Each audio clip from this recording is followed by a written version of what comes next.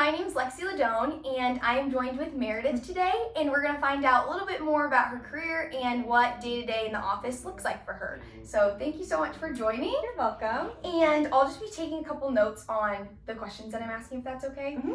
And then, we'll just get right into it. So what is your current career? What do you do right now? I am the event sales director at Knollwood Country Club, which is a country club here in Granger, Indiana. Awesome. Mm-hmm. Okay. So what does a typical day in the office look like? Is there a typical day, or is every day different?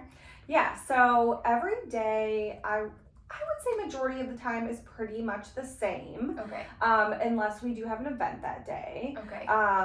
So I typically get in, it's a normal 9 to 5, my role for the most part. Mm-hmm. I typically get in around 9 and then kind of just check my email, respond to inquiries that came in maybe overnight, return phone calls, all the fun stuff. And then I tend to kind of, when all that's finished, or if I have to close out any events, I kind of do like some paperwork type stuff in the morning, and then after that I kind of just review what events I am working on, like if I need any follow-up information from any of the any of my clients or members that are wanting to have an event here. I will kind of follow up with them via email or phone call. And then, of course, sometimes leads come in. I'll get phone calls asking about events. So I'll kind of, deal with those in the moment. Okay. So a lot of communication with clients during the day. Sometimes I do have additional projects to work on, such as kind of maintaining and creating like our banquet menus upstairs here, and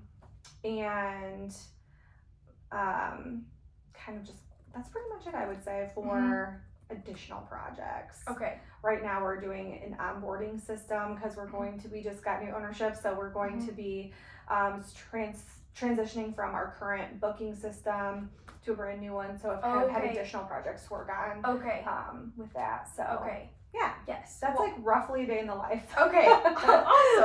Awesome. Yeah. When you're working on these events, what would you say is like the busiest season that you have for events? Yeah, golf outing season is coming up, so summer for sure. We do quite a few golf outings here. That's usually an all-day event. That's where you would have, I would probably not be doing much administration work that day.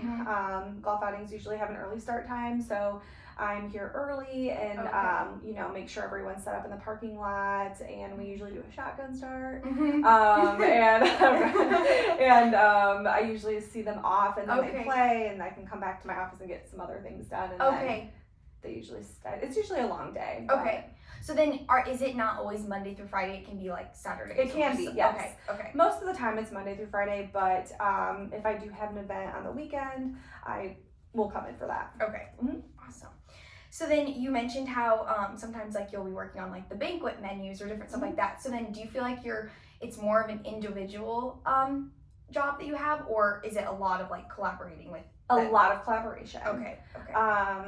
Yes, I would say that I definitely kind of live in a messenger role. So I, I'm not really, I do have the autonomy to like make decisions, of course, in my role because I am the only event sales director here. Yes. But I collaborate a ton with our food and beverage department. I technically am a part of food and beverage. Okay. So the collaboration that I need is typically with our executive chef and our food and beverage director. Okay. Yeah, because if clients have questions about the menu, then I will, like pricing, if I need pricing, I'll go to the food and beverage director. If they have menu questions, either one can answer, but I go to chef a lot for stuff like that. Okay. So yeah. Okay. Cool. And then so kind of steering to a different area, what is one aspect of your job that you wouldn't have expected that you would have to deal with or work with before you like came into this role and started working for Knollwood? That's a great question. That one's gonna be hard, I think, for a second. Yeah, no, you can take time to think about it. Yeah. would a good answer for you be like what I was maybe expecting of this role versus what it actually is? Would that be a correct way to answer that? Yeah, no, that would be good. Okay, so when I first applied for this role, I actually did think it would be more of a banquet setup. Like I would almost be the banquet manager, where I would be like setting up the events and stuff like that. But it is actually more of a sales role because the job title used to be private events director. It did not have like a sales title. Okay. So that was a surprise at first. Yeah. And then, but I mean, it's worked out. It's been completely fine. And I think the interesting part of working here, which is actually something I really like, but it was just kind of an interesting, like, unexpected kind of. Yeah. So, you know, I've worked in other corporate America type jobs before.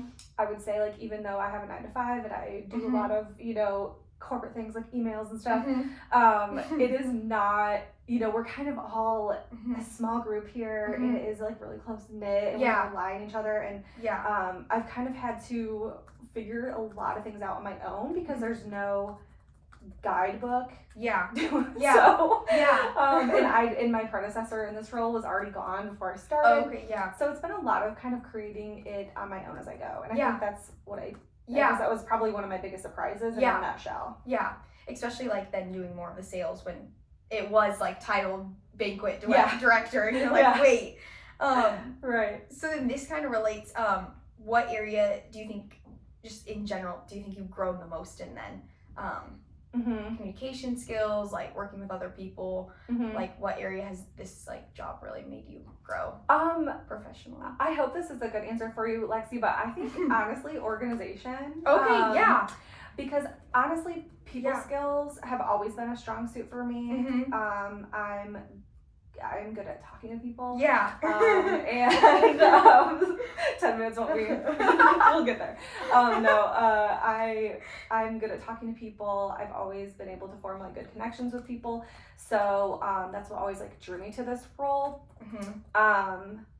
But I think my organization has grown. My organizational skills has grown a lot working here because, like I said, I've kind of had to create a lot of my own systems to keep myself organized and to kind of like know how to like, you know, who am I needing to follow up with? What's the due date for this? Blah, blah, blah. And of course we do have like a banquet system that I can utilize to set reminders and stuff like that. I'm not completely reinventing the wheel for myself, but you know, being here, the only person in this role, I've had to learn how to be very organized, and communication does fall into that too. Like making sure I'm getting the information to chef and the food and beverage team kind of rolls up into being organized. Yeah, for sure. What is like one tip you would give to someone who is trying to stay organized or? I write a lot of stuff down for myself. I try to keep my inbox for me personally, my pain point is my inbox. For me personally, I have folders for every single event. I like to clear out my inbox, so when I'm done with things, I move them over to folders, and I need like a fresh slate, or otherwise I get a little like cluttery in my head or whatever. But I would say tons of reminders, utilizing my calendar to remind myself to follow up on things, otherwise that won't get done. So setting reminders and keeping an organized inbox for sure. No, those are great. That's super helpful. And then now kind of a different area, but what has been your biggest challenge with this, with being in this role? And you can think about this too. Okay, my biggest challenge, I hope it's not too repetitive, but I would say, again, like, being the only person here and, like, teaching myself a lot of things. That was a big challenge. And even though we are a close-knit group, it is also, you know, I'm a 9-to-5-er, but some other department heads and coworkers of mine sometimes are off on Mondays, or, like, you know, they don't come in until the afternoon and stuff like that. So I think just kind of being on top of like the things I need to get done and like other people's schedules and Yes. planning ahead and like, Mhm. you know, if I need something in timely fashion and Yeah. I don't know, I hope that makes sense. Yeah. But, Yeah. No. yeah, No, for sure. I think that has been the hardest thing for me. Yeah. Or, you know, that learning curve of, so now what? Yeah, What do I right. do now? Right. Since it is so free will, like Yeah. being able to like stay like Right. on top of it, disciplined. Yeah, Yeah. for sure. Mhm. Yeah, no, that's very true. Yeah. Okay, well, and then one of my last questions is, what is the best piece of advice that either you've been given or you would give to someone else, who's maybe in college or, you know, starting a new career? It can be very, very different. Okay. Oh boy. You can go lots of ways with it. I know. Oh, jeez. I know, it's a big question. It is. And I'm trying to think of advice that has been given to me, and of course I can't think of anything. Mhm. Off the top of my I head. know, on the spot, it's hard. It's okay. I'm trying to think of advice maybe I would give somebody. Probably. Sorry. No, you're totally fine. Probably. I guess. Man, I don't know. Sorry, like, No, I'm totally. trying to think. Or like if you yeah. if you like if someone was like starting a new job somewhere and Mhm. like it was their first week on, like just like some like do you have any tips of like just being able to adjust well to the role, especially if new things come their way or they weren't expecting, you know, to be doing something, just like just any tips for that of how like to adjust and feel like you can take your time in getting to understand like how to be the best fit for your role. Oh, sure. Actually, thank you for rewording that because I actually have something now. Yeah.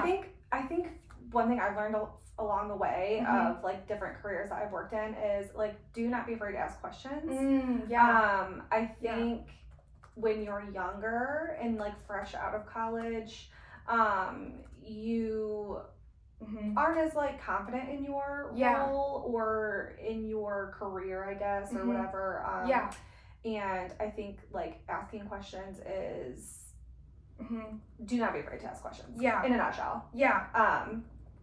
Because you know I've been in roles, not here, previous jobs that like I felt maybe insecure in and maybe nervous to ask questions, and it sign of weakness or something. It did not serve me, and just being open about like if you don't understand something, it's important to really try to understand what you're doing, and I feel like that goes back to the point of like just not assuming anything ever. So like if you do ask questions, you're clarifying and like and actually that leads me to another thought I just had, and like kind of in the same vein with communication, is just like being as thorough as possible.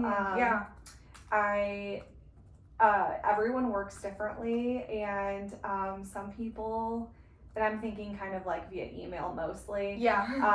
Because most corporate jobs you're spending a lot of time on in your inbox, but you know, people don't like try to be as thorough as you can in your emails, like convey all of the things. I like people to know what they expect, especially in my job of planning events with the clients. I'm always like, I'm maybe borderline overshare, but I'd rather people know what to expect when they arrive.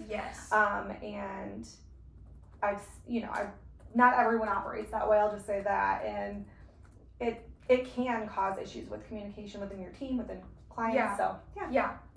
No, that's great advice. I feel like that's one thing that like it's so simple, but it's like really overlooked and like easily forgotten in any aspect. And when you're working with clients, and you know, back to the question thing, like no question is too stupid. I mean, people really don't know sometimes what to expect, and you would think like, wow, that's an obvious, like they should be able to figure that out, or that's obvious, that goes without saying, but like it really doesn't. Just say it. Because then at least you've covered your own, you know, you've covered up your job to make sure that you've at least done everything you can to convey it, and for sure. Hopefully that makes sense. Yes, no, that's awesome. That's so helpful. Well, those are all my questions for today. So thanks, Meredith. You're welcome. And thanks for watching. Maybe we'll be joined with Meredith again in the future. That's right, you. maybe. Bye.